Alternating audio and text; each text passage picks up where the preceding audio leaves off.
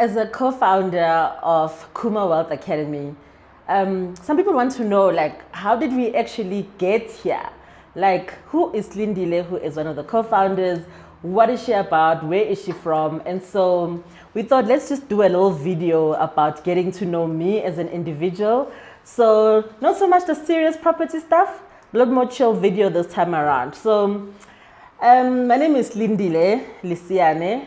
As you can tell, I've got a Zulu name and a Tswana surname. That is because I am Zulu. My maiden name is Khumalo Umamtungwa. I grew up between KZN and Mpumalanga. So my mom is from KZN and my dad is from Mpumalanga. So so I grew up between those two provinces. Went to a bilingual school, School Pitretif. So my Afrikaans is very fluent. I did even most of my subjects in Afrikaans. So I speak very good Afrikaans. So I think that's why I'm able to pick up other languages a lot more easy as well. So yeah, I matriculated and I wanted to come to the big city. And I think I had only been to a big city before finishing matric once when my mom was graduating at UNISA. And I was just so fascinated with city life, seeing tall skyscraper buildings. I had never seen a building that was more than 2 stories, like ground floor and first floor, until that point in time. So from then I was fascinated with like the city. I'm like, I want to be here. You know, how do I get here? And so for most of us, those opportunities are available through education. So I wanted to study and I decided that I wanted to do accounting, you know. I think when we were doing career guidance and all of that, I don't know, for some of you, you might remember there was a book called Rainbow. So the Rainbow book had like different career options and all of those things. So when I picked it up and I found out about chartered accountancy, I was like, wow, this is where I want to be. And I think at the time, there were only 4 black female CAs at the time. And I was like, I'm going to be one of them. And I was just this girl from a small rural town, but I always had big dreams about what I wanted to achieve. And I saw that when I was looking at like, board compositions of like JSE listed companies, I saw that most of them had that CASA designation behind them. And I was like, obviously to get to the top, this is where I need to be. So that is why then I wanted to come and study accounting, and I studied at Wits University. So this was my first time in the city, officially. Like my parents had to come and drop me off and they were like, good luck. So yeah, that's why I came to the city to come and study money. I've always been fascinated with money and the study of money. Even at school, I did do accounting, so it wasn't totally like new to me. And so that's why then I pursued that career, and I wanted to pursue that career because for me, it was going to open the different doors for me in terms of what I could do. I could work anywhere, any company, anywhere in the world. And I've always had those ambitions as well of being able to work anywhere really. And so that was what I believed would be able to assist me. So yeah, when I finished my, my qualifications, I then went into the working world and I worked. And at some point, I reached a point of like, I felt like I needed more. Like I felt like, so okay, maybe let's take a step back. After I just started working, unfortunately, my mom passed away. And when she passed away, we were then left with the dilemma of having to wrap up her estate. And as some of you may know, wrapping up an estate takes an incredible amount of time. And in the meantime, you know, we had bills to pay. We still needed to have food and, keep the lights on and all those things. Fortunately enough, we had back rooms at home, what we call a room. And although when my mom passed away and her death certificate was issued, like all her accounts were frozen, we couldn't access any of that money. It had to be a process to wrap up her estate. But the money from those rooms did not stop. It was a matter of, okay, Sindile, your mom is no longer here. Who do we pay the rent to? And that rent continued. And that was the rent that kept us going until we were able to start getting money, right? And I think from an early age, for me, I realized that that money, even though my mom was still around, even though she was working, she was a teacher, but that additional income came extremely, extremely handy. So when she passed away, I think that's when for me, I realized, you know what, she's no longer here, but the assets that she has left for us are still taking care of us when she's no longer here to do so. And so for me, that was like, okay, so it means that when I have children one day, I need to be able to do the same thing, because yes, I might have a job and all of those things, but if I'm no longer here, my job is going to be replaced and my salary will come to an end. How will my children survive when I'm not here? So that was just something that I think started planting that seed, because when I was younger, this whole rooms thing, because we were staying with the tenants, I just never really got it, you know. But that's when, you know, the light bulb went off in my mind that, you know what, this property thing, even though I didn't think it was property back then, I just thought, okay, in the room, and it's something that I would need to consider doing. So yeah, long story short, started working and I rented for 1 year. The second year, I was like, I don't want to pay somebody else's bond. I want to buy my own property.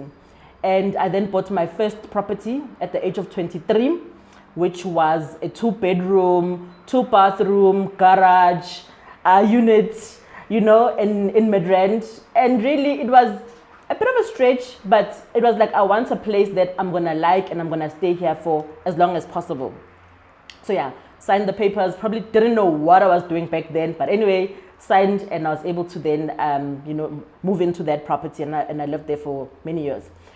Anyway, so what happened was that I found myself in trouble as interest rates started climbing. I could no longer afford to pay the rent, and as a person who works in financial services, I couldn't afford to be blacklisted or all those things, or to default on my bond repayments. So I thought to myself, hi, Boslindile, but you've got a room here. Why are you not renting it out and getting money for this room? And I think because I had grown up in that environment where, you know, renting out space was like the norm, I didn't find it as weird. So I think that was for me the first time I was like, okay, sharp, let's do this. And I actually did it the proper way. Like, I listed on one of the property portals. I did the whole screening thing, and I was very specific. I wanted a young female who was a professional like me. And yeah, so I got people, screened them, even interviewed them, and I was like, okay, I think because I had to live with this person, I was like, okay, I can live with this person. So yeah, so then I got to have the person then come and rent the other room, and that income helped me to survive until, you know, things stabilized. And over the years, obviously, my salary was also increasing, so I didn't really need that extra income anymore, and she then moved on with her life. So long story short, as I was continuing my career, I always felt like, hey man, there's something missing. Like, I feel like I want to do something else. I want, I don't know, I felt like a bit stuck in my career. I felt like I didn't know what to do next, you know. I thought, okay, let me go to school. Let me go back to school. Let me see what can I do to further my studies. And so, yeah, so that's what I then did. I registered for the postgraduate diploma in management at Wits Business School, which I then completed. So when I completed it, I had the opportunity to sign up for the MBA. But you had to do the MBA like within, I think, I can't remember if it was a 5-year period, so that you can get credits, and you don't have to do 2 years, you can do it over a year. But if you guys know about the MBA, you will know that it is incredibly expensive. And there's also the international aspect as well, where you need to go overseas and all those things. So I think at the time, all in all, it was probably going to cost about 350,000 Rand. This was now 2018, if I'm not mistaken.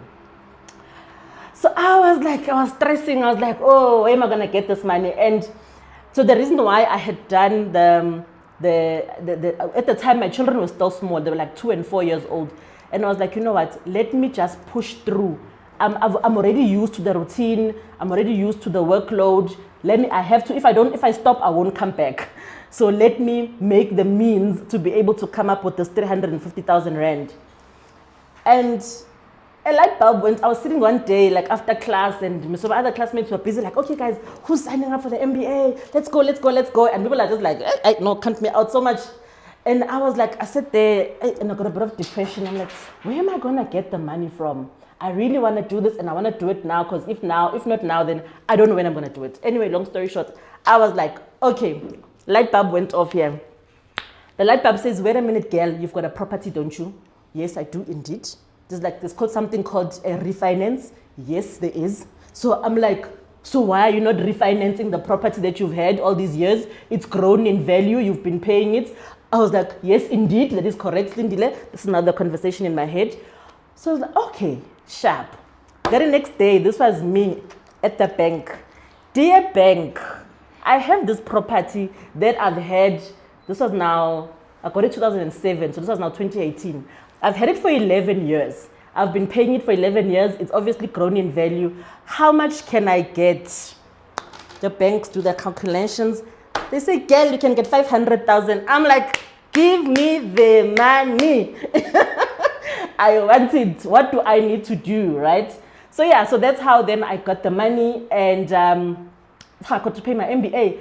I was like, this is the secret, Mos, to wealth.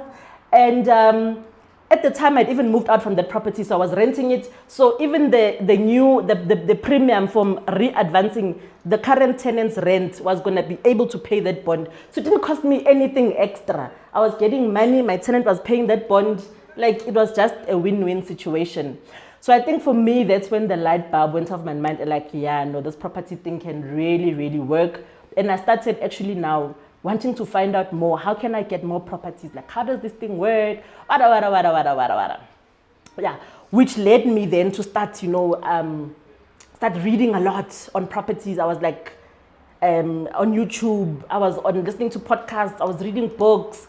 I was basically saying, I want to find out how this wealth creation thing works. And I've always been fascinated with like big buildings and skyscrapers and how do people afford this? Like, where do they get the money from? Like, there has to be a way. I want it also. I want to be like other kids, right?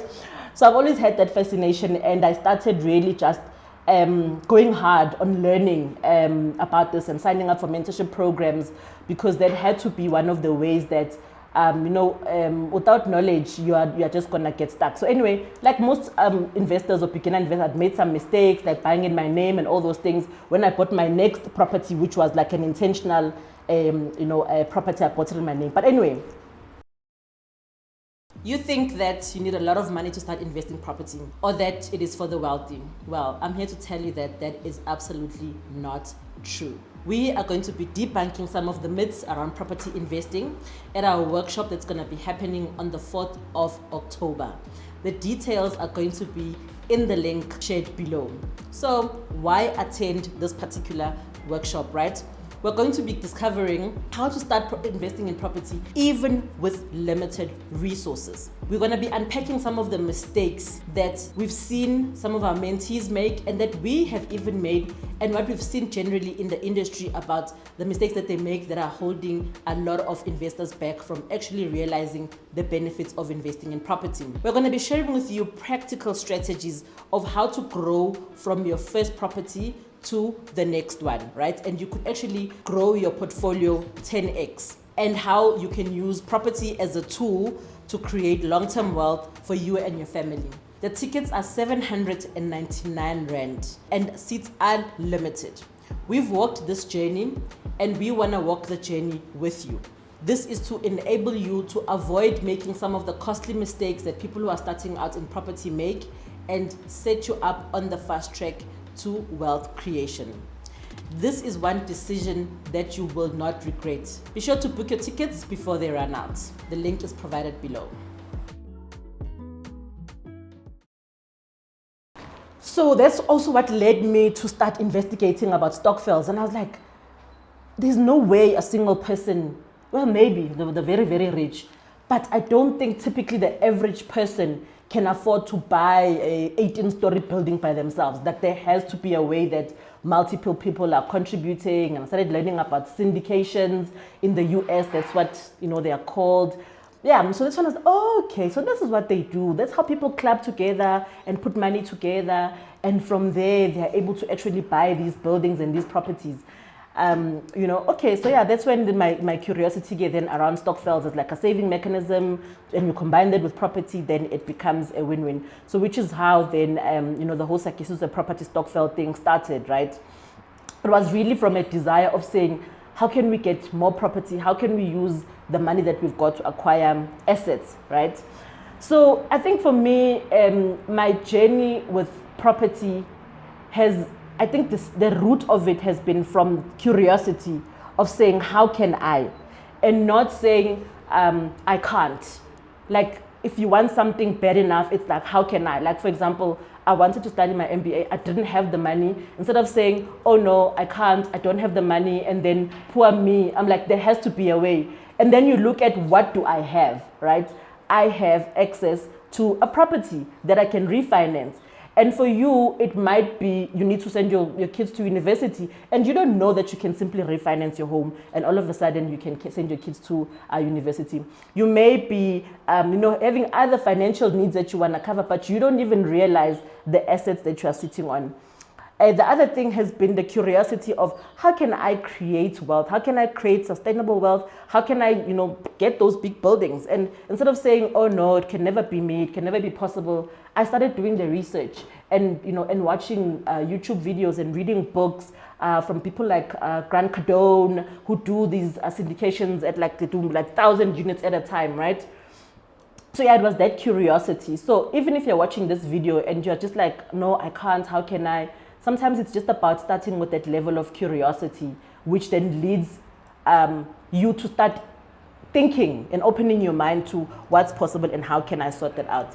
So since then, my journey has taken me to actually, invest in using various strategies, student accommodation, Airbnb, normal family rentals, and all of that.